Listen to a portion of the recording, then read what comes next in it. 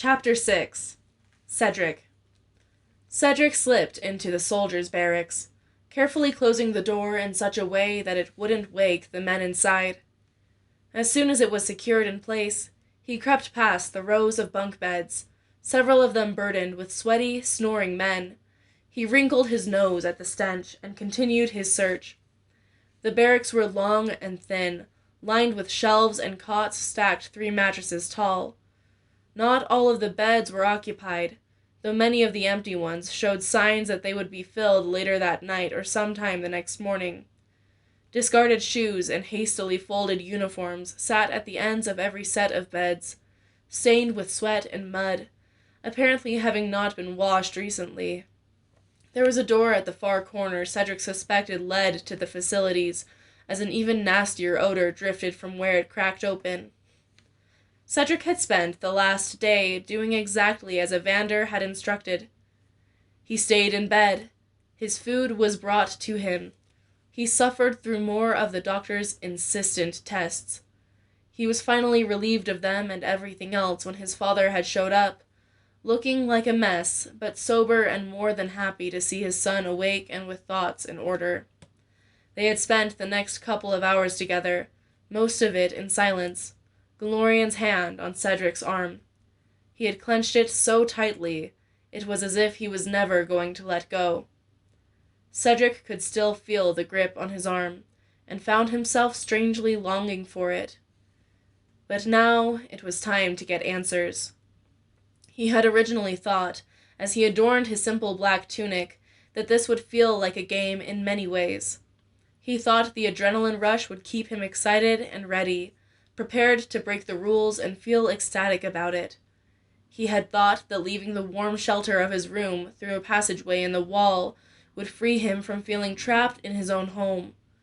Instead, a knot formed in his stomach, waiting for something to happen, something to go wrong.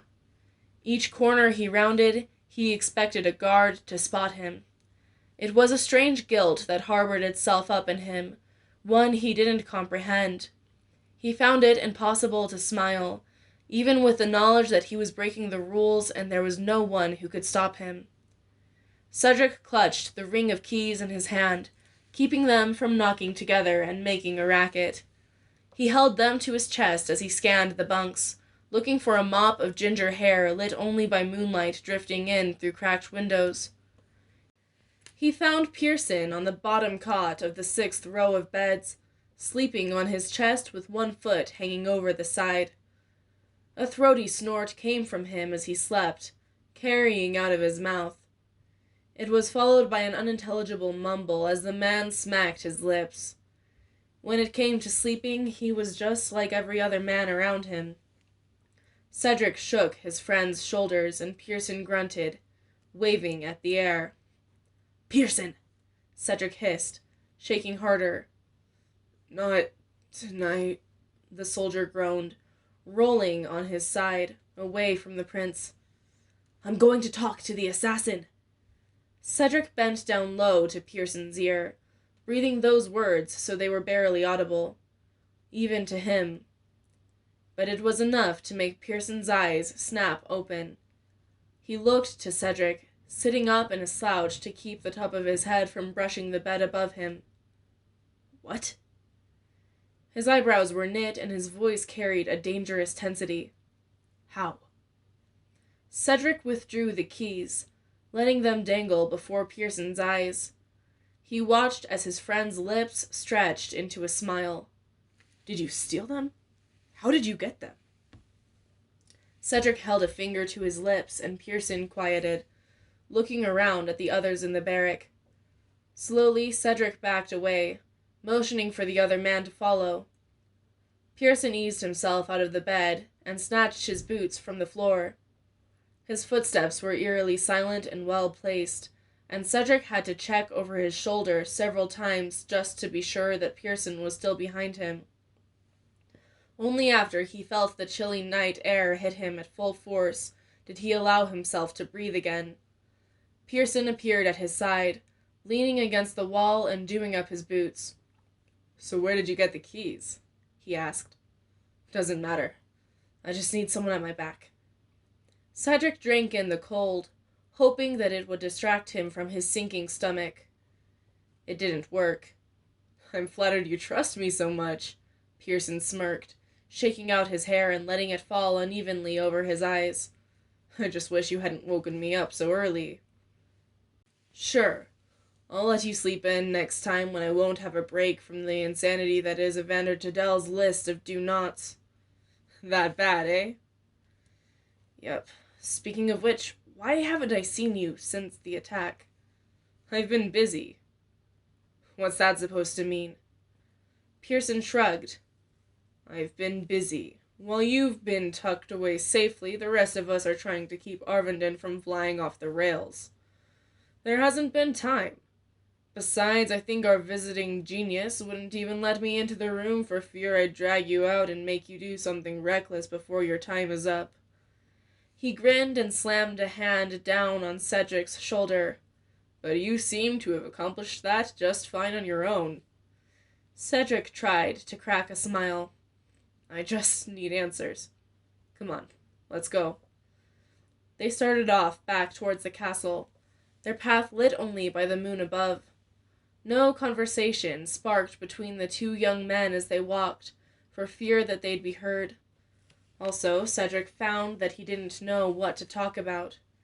Pierson's answer seemed unfinished, like there was something he wasn't telling him. There was something off about the entire thing that he couldn't put his finger on. Why had Gwyn, a girl he hadn't seen in 3 years, come to visit him as soon as she could, while his best friend, and only friend, had been too busy? There was an answer, of course, but Cedric couldn't see it, and what was more, he didn't know how to find it. On the far side of the outer castle grounds, past the servants' quarters and training yards, was a gated cellar. It was unguarded, thanks to Runin. He'd left a note explaining when Cedric would have enough time to sneak into the dungeons without detection, and his promise had been fulfilled. Thick bars held together by a heavy, dark iron padlock blocked the entryway. Beyond was a series of stairs that led into a seemingly endless dark. Cedric picked through the key ring, searching until he found the one that fit the lock. It slid into the hole and clicked. The barred door swung open, screeching on its hinges. Cedric breathily hooted, pumping a fist into the air before taking the lead into the tunnel. Cedric closed the gate behind him, careful not to lose track of the soldier as he silently trod down each stair. Then, step by step, they descended into darkness. Cedric's breaths hardened as all of his sight faded into nothingness, to the point that the only stability he had was his hand running along the bricks of the damp wall and the hard ground beneath his feet. Even though the air grew colder the deeper he got, he found he wasn't scared. With his head set downwards, there should have been nothing more purely terrifying than looking into the malicious eyes of the man who had risked everything to see him dead. It took 100 feet before Cedric could make out the silhouette of Pierson's mop of hair in front of him once more, following the last stair marking his descent. Just ahead hung a small lantern, sending shadows stretching far along the stone walls in every direction surrounding it. A small flame flickered inside, trapped in its thin metal cage, unable to grow past the bars. Cedric made for the lantern immediately, lifting it from the small hook embedded between stones. He turned to examine the hallway in front of him. It went a ways without anything of interest, but then it split, creating a T-shape. From past ventures into the dungeons, he knew that the cells would start there, and then cover about half of the underground caverns beneath Arvindon Castle. The cell he most likely would be looking for was even deeper, found below the very center of the dungeons. That's where only the most dangerous criminals were kept. Murderers and the like. If the assassin didn't fall under that category, Cedric didn't know which one. He turned right at the T, his lantern swaying with each quick step. Pierson stayed in time with him, walking only a foot away at his right. "What are you going to say to him?" Pierson asked. "I don't know. Whatever it takes to find out who he is and why he attacked me last night." "So you're going to need someone to throw the punches and make him talk?" Pierson's voice sounded overeager as he slammed a fist into his open palm. Cedric gave Pierson an appraising look. "I think I can throw my own punches." "So that's how he broke his nose." The soldier nodded, impressed. "It seems our sparring matches weren't good for much, eh?" Cedric didn't answer, already having fallen on that conclusion. Instead, he kept his gaze forward. They were going to run out of time. The space that Runin had given Cedric to navigate the dungeons was narrowly slipping away, and soon these halls would be roaming with soldiers. Pierson stopped talking, apparently feeling the tension in the air, all but vibrating from Cedric. However, he knew that the soldier had his back, and just having him there at his side brought an unspoken relief to his racing thoughts. Runin was waiting for Cedric by a heavy steel door, his hands clasped behind him. His expression was hard and careful as his eyes followed the two young men rushing over to him. He offered a small bow at the waist to Cedric, but stared at Pierson skeptically. "I thought I told you to come alone," he said carefully, whispering into Cedric's ear. "I needed someone at my back. I knew he wouldn't tell anyone." Cedric looked back at the soldier, who was standing against the wall looking around. If he heard either of them, he made no note of it. "You have me, your highness." "I know, which is why I need you here to guard the outside." Runin, still unconvinced, nodded and turned toward the door. It was bolted by a series of manual gears and pulls most likely to be used as sliding locks, interlaced tightly. It was like a web of steel, impossible to break and even more impossible to comprehend, all controlled by a single lever, prevented from moving by another large padlock. Cedric stared at the mechanism, resisting the urge to let his mouth fall open as he tried to follow the process that kept the door closed tight. "All this," he said, "for a single prisoner? How is that even possible? How does it work?" "I couldn't say, your highness, but I assure you that this is the most secure place in Selarin. Your assassin won't be escaping any time soon." "Yeah, I'm sure." Runin held out his hand, and Cedric passed over the ring of keys. Quickly, without any kind of ceremony, the captain fitted one of the keys into the lock, blocking the lever. The padlock clicked loudly and dropped into Runin's waiting hand. He pulled down hard on the lever. Cedric watched the gears turn on the door, the thick metal pulls all moving to one side with loud clangs.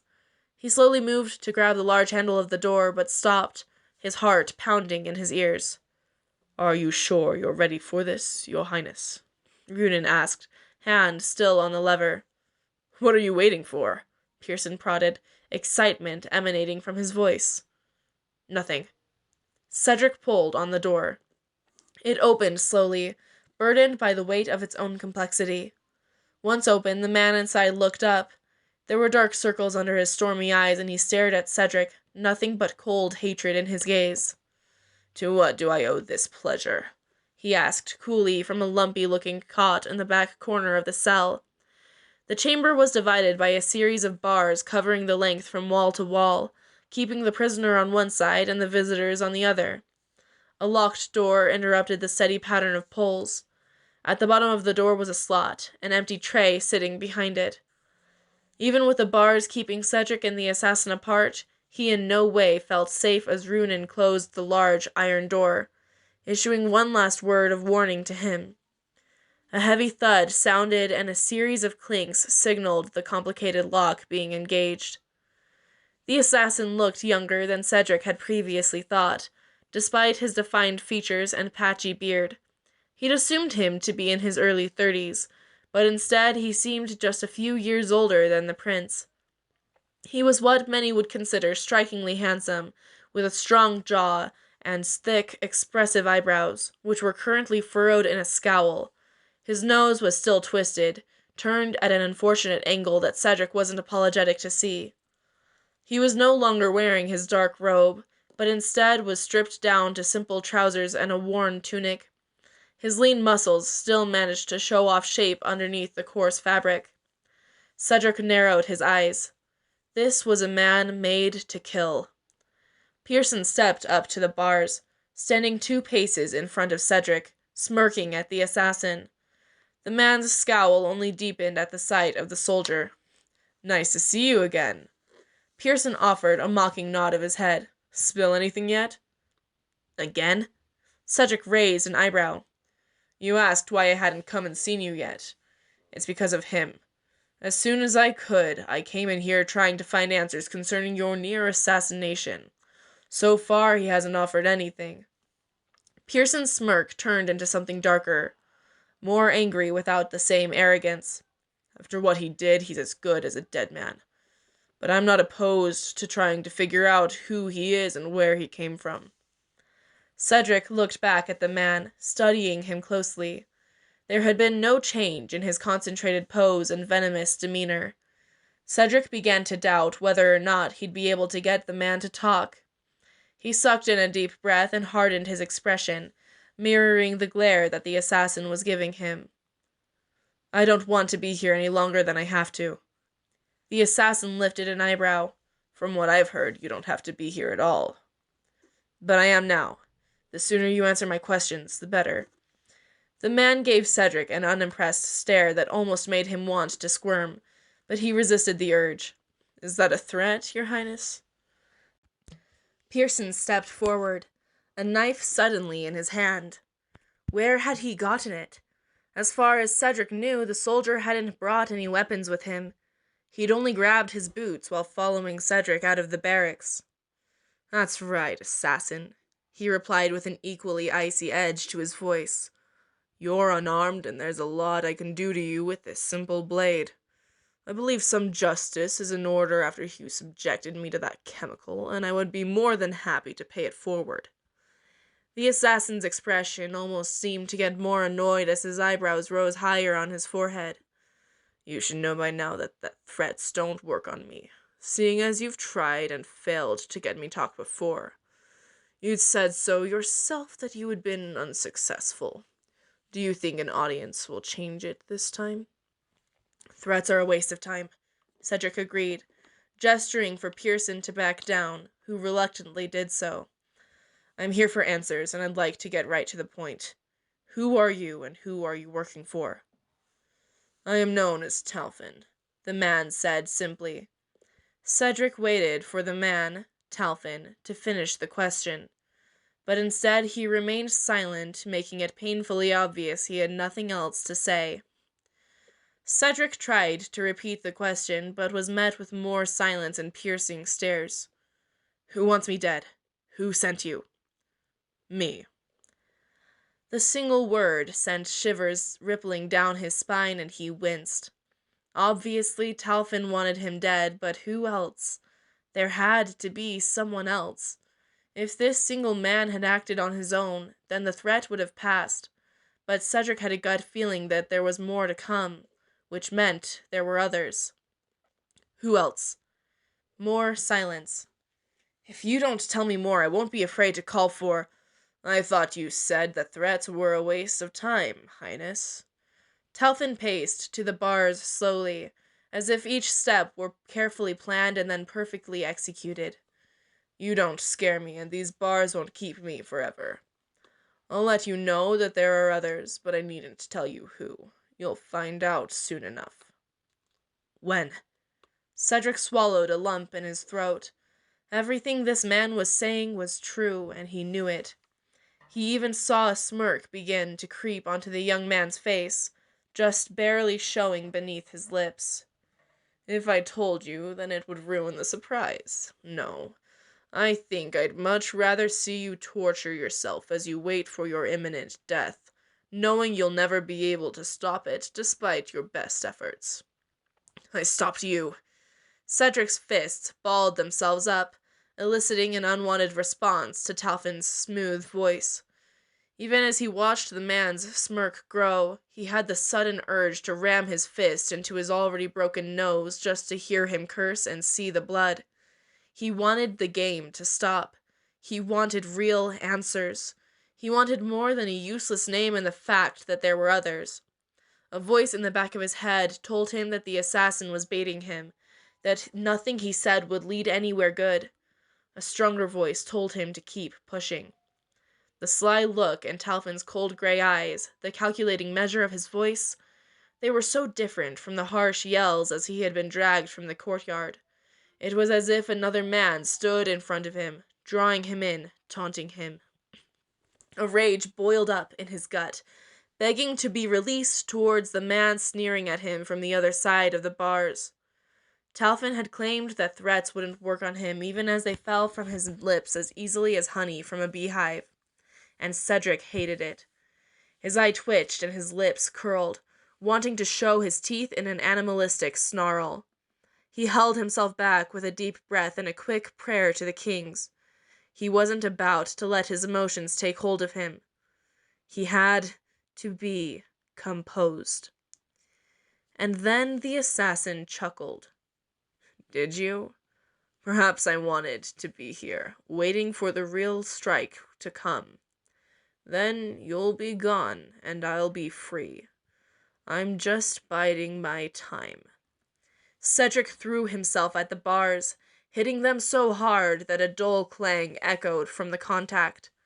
His hands clenched the bars as he seethed. Tell me what I want to know, he hissed through his teeth.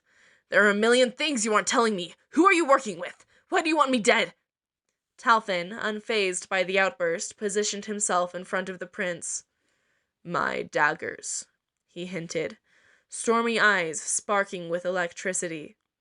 If you want anything else from me, you'd do best to check there. Cedric felt firm hands grabbing him from behind, pulling him away from the bars. He breathed heavily, heart pounding in his chest, but he didn't resist Pierson's efforts to keep him from lunging forward again. He shook his head, trying to blink away his hazy vision. His head throbbed and his eyes stung. This wasn't working. He didn't care about the bleeding dagger.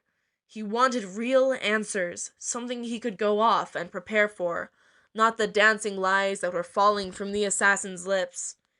He took in a sharp breath and pulled himself from Pierson's grip. He stood a little taller and scowled at the assassin. Talfin's lips were turned up into an amused sneer, a sneer that harbored knowledge. Knowledge that Cedric needed. Knowledge he wouldn't find. Not here, at least. Why? Cedric asked, trying to keep the shake in his voice at bay.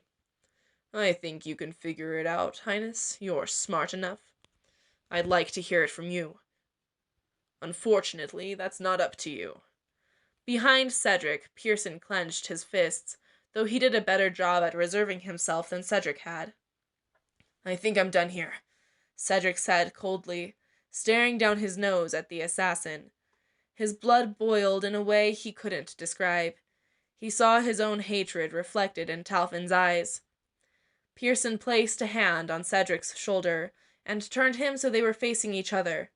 He nodded his head to the door, his eyes hard and concerned. Cedric let out a breath and nodded. He didn't look back at the assassin as he rapped his knuckles against the cold metal. In response, a series of clicks signaled the undoing of locks on the other side. Cedric lay a hand on the handle of the door, waiting for when he could pull it open and escape into the freedom from the prisoner's stare. Finally, the last lock freed itself with a loud clang. One word of advice, Prince. Talfin's voice was luring, almost daring Cedric to meet his eyes and listen to what he was going to say. But Cedric resisted, squeezing his eyes shut. With a price like the one on your head, you never know who you can trust. Cedric's resistance broke, and he stole a glance back at the prisoner. His grin had vanished, replaced with a loathing scowl. What kind of price?